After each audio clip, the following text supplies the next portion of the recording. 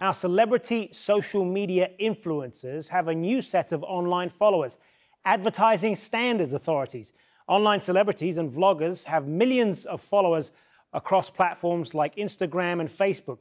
That's why they're called influencers. But many of these stars do not reveal if they have been paid to promote fashion or beauty products or even services like plastic surgery. And that is something authorities in the UK and in the US are starting to examine and prosecute. Now, according to a study by Media Kicks, an influencer marketing agency, 93% of sponsored posts made by the top followed celebrities on Instagram are not disclosed.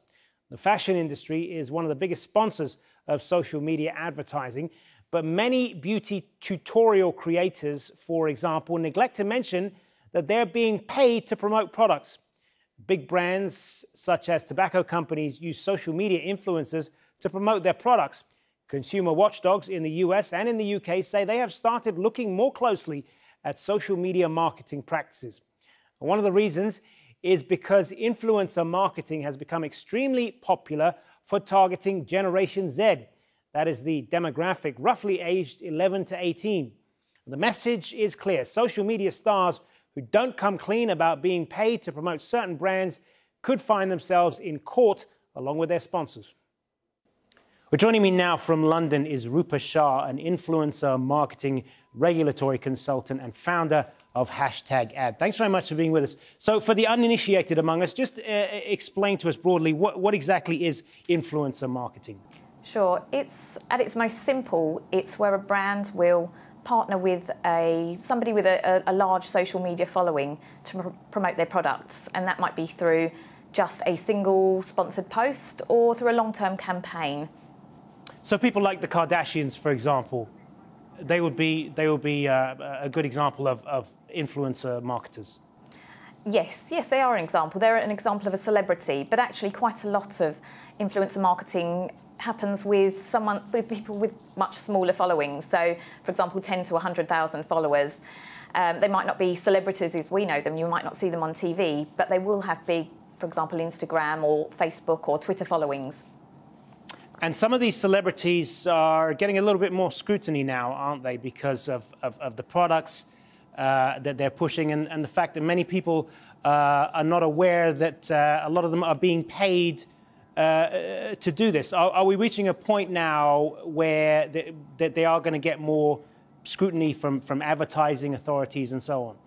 Absolutely, yes. I think it's been described as the Wild West previously, where the average person couldn't actually tell if a post had been sponsored or paid for in some way.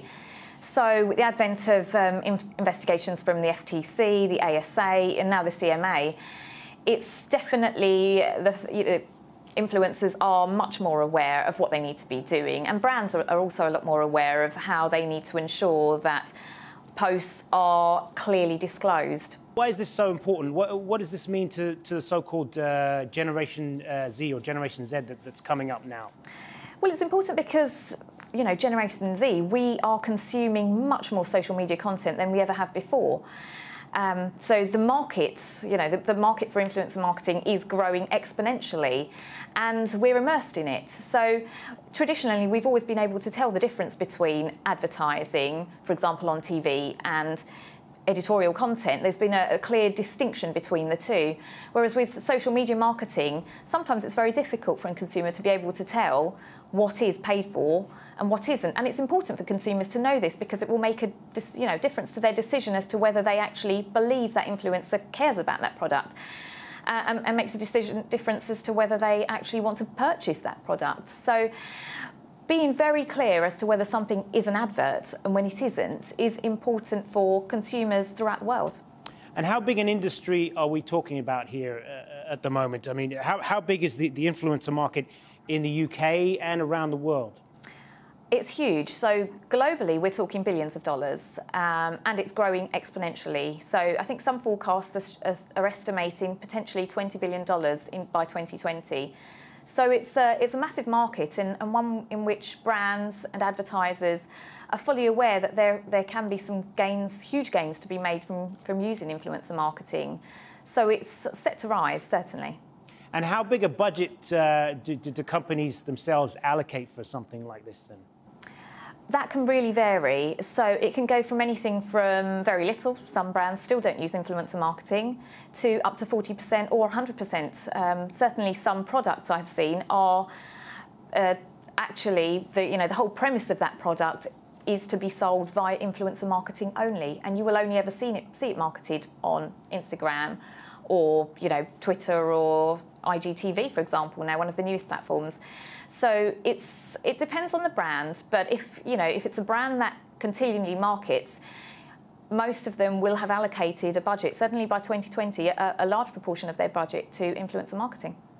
Rupa Shah, thanks very much for being with us. You're welcome. Thank you.